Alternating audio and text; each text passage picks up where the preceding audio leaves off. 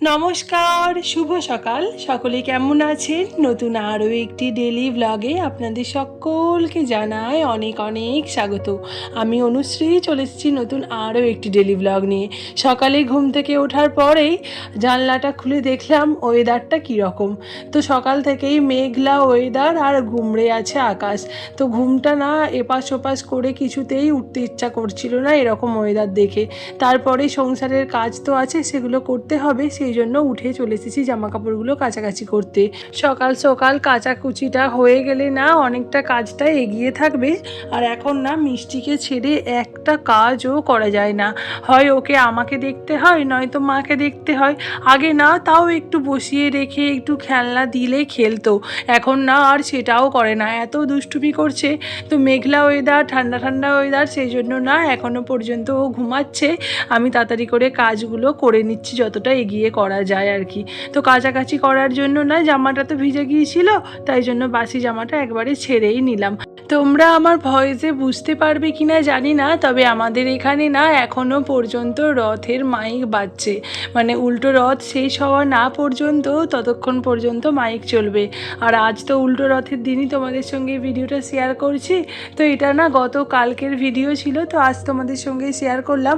সকালবেলা উঠে তো কাছাকাছি তো হয়ে গিয়েছিল, এবার ঘর বারান্দাগুলো একটু ঝাঁট দিয়ে নিই। যেহেতু বৃষ্টি এখন ঘুমাচ্ছে তাই আমি এখনই নিচে যাচ্ছি না, এরপরে তো নিচে গিয়ে কুটো কাটা রান্নাবান্নার কাজও করব। তাই ও ওঠার আগে পর্যন্ত না আমি আর কি যতটা ওপরের কাজ এগিয়ে রাখা যায় আমি চেষ্টা করি সেটাই করার।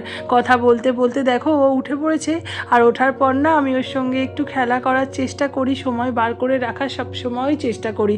কারণ ঘুম থেকে ওঠার পর না ওকে যদি একটু আদর করি, একটু ভালোবাসি না, ও ভীষণ খুশি হয়।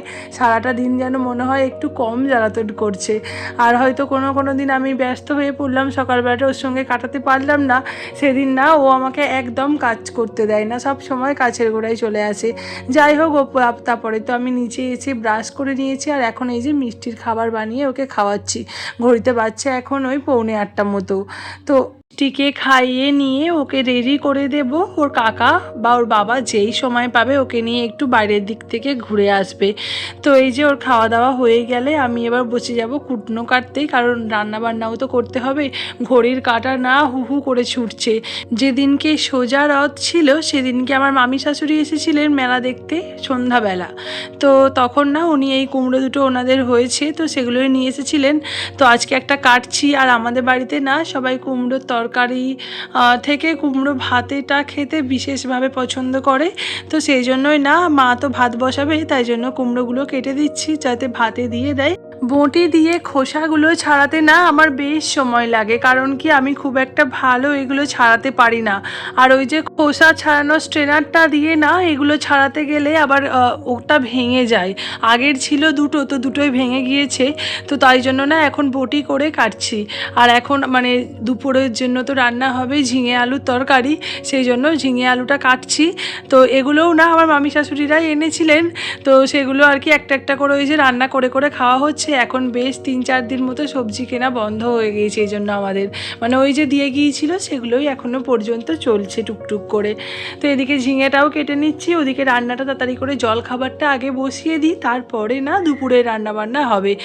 কুমড়োগুলোকে ধুয়ে নিয়ে না মায়ের কাছে দিয়ে আসবো। আর যেহেতু জলখাবারে একটু উচ্ছে ভাজাও করব, তো মানে দুপুরেও হয়ে যাবে জলখাবারেও হয়ে যাবে, সেরকমভাবেই আর কি কাটা হয়েছে। তো উচ্ছেগুলো ভাজবো, সেই জন্য ভালো করে ধুয়ে আগে নুনটা মাখিয়ে নিচ্ছি, মানে নুন আর হলুদটা, তারপরেই কড়াইয়ে দেব। তো ওই যে মানে নুন আর হলুদ মাখানোর পর না একটু একটু তো জল বেরোয়, সেই জন্য ওই থালা থেকে তুলে ওই ফুটো বাটিতে নিয়ে রাখছি যাতে সুবিধা হয়। এদিকে আমি কড়াই বসিয়ে দিচ্ছি, আর ওই যে তেলের কোটোটা না একটা তেলের কোটো কিনেছিলাম সোজা রথে গিয়ে, তো আবার উল্টো রথে গিয়ে আর একটা কেনার ইচ্ছা আছে, দেখা যাক কি হয়। তো এই তেলের কোটোটা দিয়ে প্রথমে ভাবছিলাম হয়তো ভালো তেল পড়বে না, তবে না খুব একটা খারাপ না, ভালোই তেল পড়ছে। আর যেহেতু একটু কম কম তেল পড়ে না, তাই তেলের মাপটা করতে ভীষণ সুবিধা হচ্ছে। মানে একটু কম তেলে আর কি রান্না করার চেষ্টা করছি এখন, তাই জন্য এটা একটু সুবিধাও হয়েছে। যাই হোক, এদিকে আর আমাদের যে নতুন মানে পুরনো যে তেলের কোটোগুলো ছিল না ওগুলোর অবস্থা ভীষণ খারাপ। খারাপ হয়ে গিয়েছিল, তাই জন্যই আরও কেনা। এদিকে মাছও রান্না হচ্ছে, তো সেই জন্য মাছগুলো ভাজা করতে বসিয়ে দিচ্ছি। মা ওদিকে ভাত বসিয়ে এসে না মানে মশলাটা করে নেবে। আমি এদিকে উচ্ছেগুলোও দেখো মাছ ভাজা চাপাতে চাপাতে আর কি উচ্ছেটা না ভাজা হয়ে গিয়েছে। এদিকে না মিষ্টির জন্য তো ঝোলটা রান্না করব, মাছের ঝোল আজকে। তো অল্প একটুখানি সামান্য ঘি দিলাম, কারণ সবজিগুলো ভেজে নিয়ে তারপরে কুকারে দেব। তো একটু ওই ঘি দিয়ে সবজিগুলোকে নাড়াচাড়া করে নিয়ে তারপরে জল দিয়ে দিলাম, আর এরপর কুকারে সিটি দিতে দিয়ে দেব। আর মানে কুকারে সিটি হয়ে খুব সবজিগুলো সেদ্ধ হয়ে গেলে না তারপরে মাছটা দিয়ে ফুটিয়ে নেব। এদিকে কিছু কুলেখাড়ার পাতা ছিল আমাদের বাড়ির পাশেই হয়েছে, তো সেগুলোকে তুলে এনেও দিয়ে দিয়েছিলাম। ঘড়িতে এখন বাজছে 11:30। এই যে ঘরটা গুছিয়ে নিলাম, আর তারপরে আকাশটা তোমাদের দেখাচ্ছি কি মেঘ করে এসেছে, পুরো কালো হয়ে গিয়েছে। এখন বাজছে দুপুর 1:30 মতো। মিষ্টির দুষ্টুমিরে দেখো, ও না আমার এই যে সমস্ত কিছু খুলতে শিখে গেছে, সমস্ত কিছু মানে ড্রয়ারগুলো টেনে খুলছে। ওখানে আমার সাজের জিনিস আছে, এখানে কিছু বই, ডায়েরি, আরও টুকিটাকি বিভিন্ন প্রয়োজনীয় জিনিস তো মানুষের থাকে, কিছু আর রাখতে দেবে না। ও সমস্ত কিছু ওই যে খুলে খুলে বার করে নিচ্ছে। আচ্ছা, তোমাদের বাড়ির বাচ্চারা কি এইরকমই দুষ্টুমি করে? কিভাবে তোমরা সামলাও একটু আমাকে কমেন্টে জানিও তো। কোথায় রাখবো বলো তো জিনিসপত্রগুলো? সমস্ত জায়গা থেকে যদি এরকম দুষ্টুমি করে করে নিয়ে নেয়, বার করে ফেলে, কতবার যে গোছাচ্ছি আর কতবার যে ভরছি কোনো ঠিক নেই। ওইখানটা থেকে তুললে হবে না, ওগুলোকেও বারই করবে। তো যেগুলো টেনে বার করতে পারছে না না তখন আবার জোরে টানার চেষ্টা করছে।